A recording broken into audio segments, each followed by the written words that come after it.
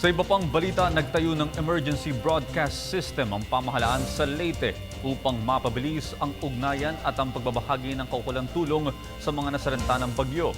Para sa detalye, balita mo kami, Elena Luna. Bilang bahagi ng patuloy na pagkilos ng pamahalaan para tugunan ang pangangailangan ng biktima ng bagyong Yolanda, isang emergency broadcast system ang itatayo sa Tacloban City. Ayon kay PCOO Secretary Herminio Coloma Jr., ito ang magiging takbuhan ng mga biktima para manawagan sa mga kamag-anak at humingi ng tulong. Ito rin ang magpapakalat ng impormasyon sa mga kung saang lugar sila dapat tumungo para sa relief operations. The government is fast-tracking the establishment of a 1 kilowatt emergency broadcast system in Tacloban City to serve as a round-the-clock facility para po magkaroon ng reception desk sa mga apelan ng mga residente sa pagtunton sa kanilang hindi pa mahanap na kamag-anak at mahal sa buhay, at lahat po ng klase ng request for assistance, lahat po ng input na kung mayroong mga overseas group, meron po mga kamag-anak na may mga resources, talaga po namang umaapaw ang pagdaloy ng mga offers of assistance. Kaya para mas maging sistematiko yung pagdaloy ng impormasyon, mag-establish po tayo ng emergency broadcast facility sa Tacloban City. Ayon kay Secretary Coloma, nagbiyahe na papuntang Tacloban City ang Direktor ng Philippine Broadcasting Service na si Tito Cruz at Director General ng Philippine Information Agency na si Undersecretary Jose Marie Oquiñena para sa pagbuo ng broadcast system na ito.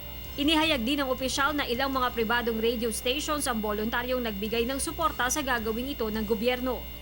Ikinalulugod ko rin pong ibalita sa inyo ng Manila Broadcasting Corporation, MBC, at ang Far East Broadcasting Corporation ay nag-offer na po sa ating gobyerno ng buong paggamit ng kanilang pasilidad sa Tacloban and neighboring areas for public service broadcasting.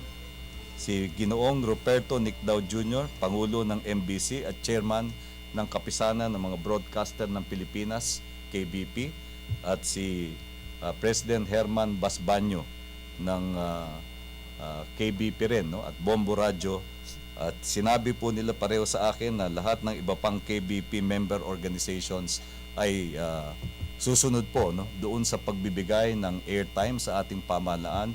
Ang magiging focus daw po nila ngayon ay public service broadcasting para makatulong po sa ating mga mamamayan.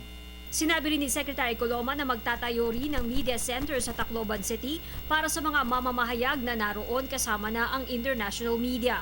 Yun ay administrative facility lang. Sa dami kasi ng mga nagtutungo doon na foreign and local media. Facilitative yung yung role nila. Pagtulong sa pag-access din ng information, pagkonekta sa mga government officials.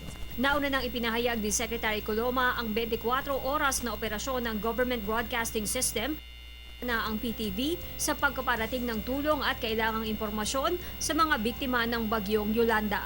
Para sa Telebisyon ng Bayan, Elena Luna.